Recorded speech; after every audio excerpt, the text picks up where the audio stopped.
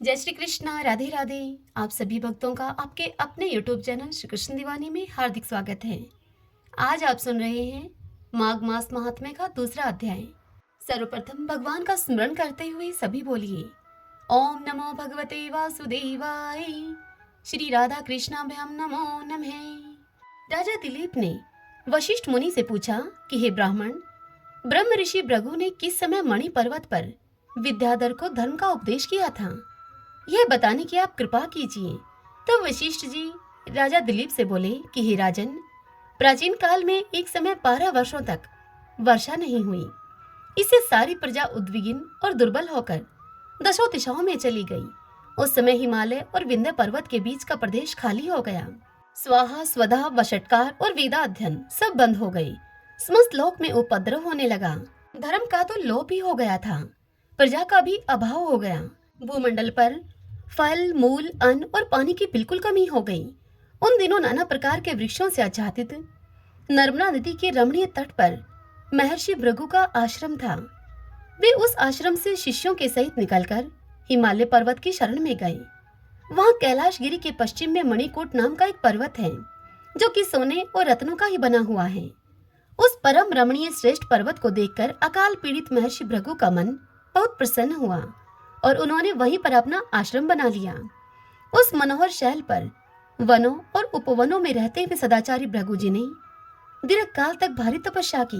इस प्रकार जब ब्रह्म ऋषि भृगु जी वहां अपने आश्रम पर निवास करते थे, एक समय एक विद्याधर अपनी पत्नी के साथ उस पर्वत से नीचे उतरा। वे दोनों मुनि के पास आए और उन्हें प्रणाम करके अत्यंत दुखी होकर एक और वे दोनों खड़े हो गए।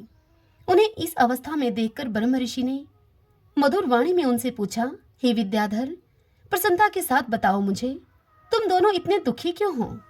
तब विद्याधर ने कहा कि हे द्विश्रेष्ठ, मेरे दुख का कारण आप सुनिए। मैं पुण्य का फल पाकर देवलोक में गया। वहां देवता का शरीर, दिव्य नारी का सुख और दिव्य भोगों का अनुभव प्राप्त करके भी मेरा मुंह बाघ का सा हो गया। जाने मेरे यह किस दुष्कर्म का फल मुझे मिला। यही सोच सोचकर मेरे मन को कभी शांति नहीं मिलती। हे ब्राह्मण, एक और भी कारण है जिससे कि मेरा मन व्याकुल हो रहा है। यह मेरी कल्याणमयी पत्नी बड़ी ही मधुर भाषणी और सुंदरी है। स्वर्गलोक में शील, उदारता, गुण समूह, रूप और यौवन की संपत्ति के द्वारा इसकी समानता करने वाली एक भी स्त्री नहीं है। कहाँ तो यह देवमुखी सुंदरी रमणी और कहाँ मेरे जैसा व्याघ्र मुख वाला पुरुष। हे ब्राह्मण, मैं इसी बात की चिंता करके मन ही मन सदा ही जलता रहता हूँ।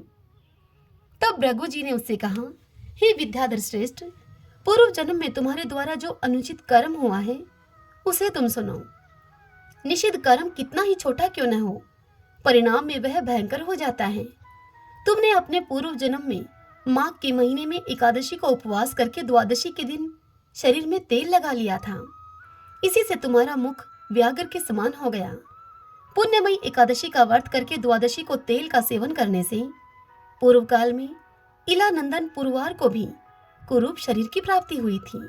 वे अपने शरीर को कुरूप देखकर उसके दुख से बहुत दुखी हुए और गिरिराज हिमालय पर जाकर गंगा जी के किनारे स्नान आदि से पवित्र होकर प्रसन्नता पूर्वक वे कुश आसन पर जा बैठे। राजा ने अपनी संपूर्ण इंद्रियों को वश में करके हृदय में भगवान का ध्यान करना आरंभ किया। उन्होंने अपने ध्यान में देखा कि भगवान का श्री विग्रह नूतन नील मेघ के समान श्याम है।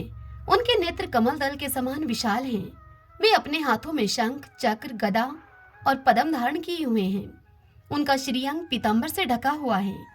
वक्षस्थल में कौस्तुभ मणि अपना प्रकाश फैला रही है तथा वे गले में वनमाला को धारण किए हुए हैं।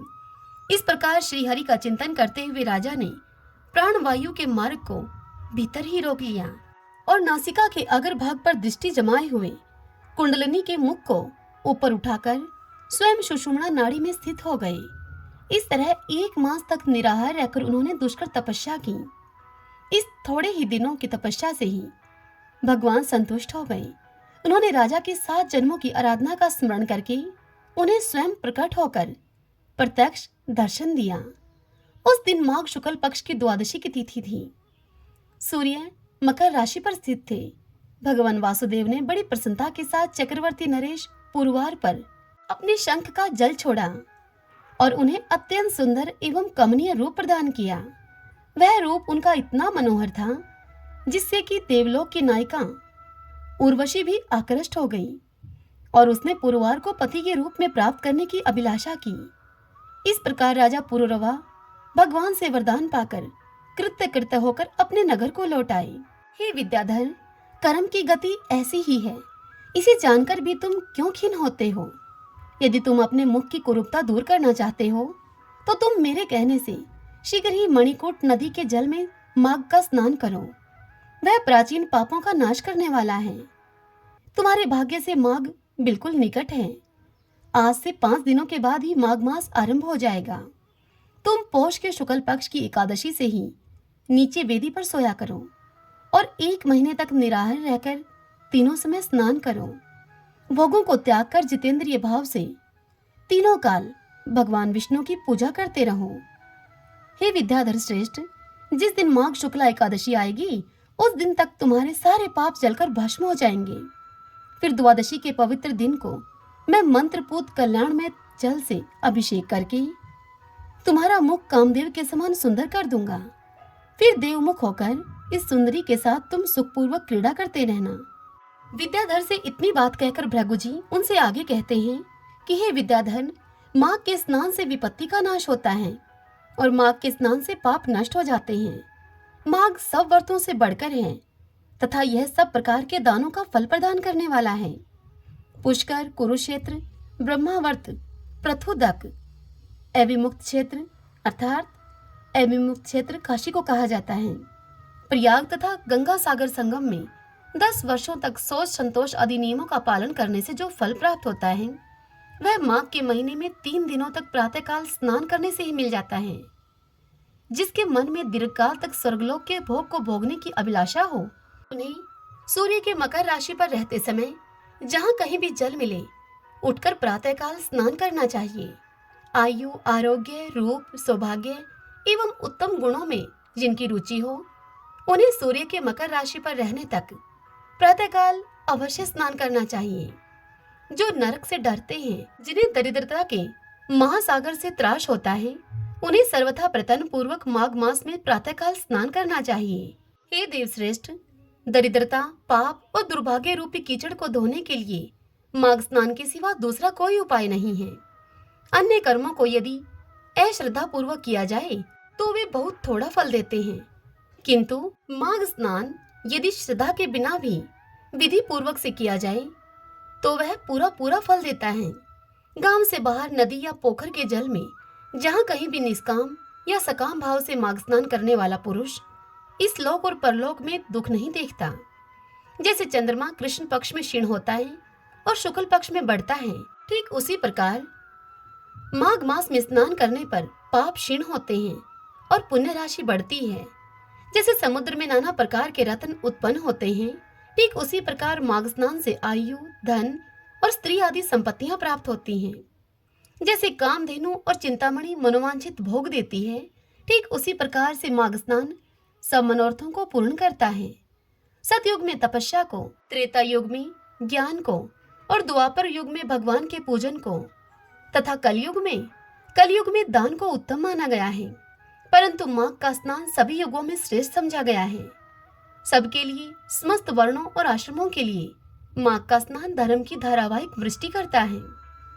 भृगु जी के इन वचनों को सुनकर वह विद्याधर उसी आश्रम पर ठहर गया और माघ मास में भृगु जी के साथ ही उसने विधि पूर्वक पर्वतीय नदी के कुंड में पत्नी के सहित स्नान किया। महर्षि भृगु के अनुग्रह से विद्याधर ने अपना मनोरथ प्राप्त कर लिया और फिर वह देवमुख होकर मणि पर्वत पर आनंद पूर्वक रहने लगा। भृगु जी उस पर कृपा करके बहुत प्रसन्न हुए और पुनः विंध्य पर्वत पर अपने आश्रम में चले गए। उस विद्याधर का मणिमय पर्वत की नदी में माघ स्नान करने मात्र से कामदेव के समान मुख हो गया और भृगु जी भी नियम समाप्त करके शिष्यों के सहित विंध्याचल पर्वत की घाटी में उतरकर नर्मदा नदी के तट पर आए।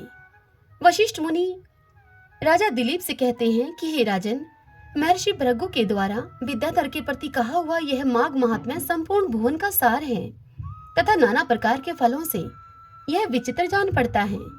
जो प्रतिदिन इसका श्रवण करता है वह देवता की भांति समस्त सुंदर भोगों को प्राप्त कर लेता है। श्रीमन्नारायण नारायण हरि हरि, भजमन नारायण नारायण हरि हरि। सभी बोलिए विष्णु भगवान की जय। ओम नमो भगवते वासुदेवाय।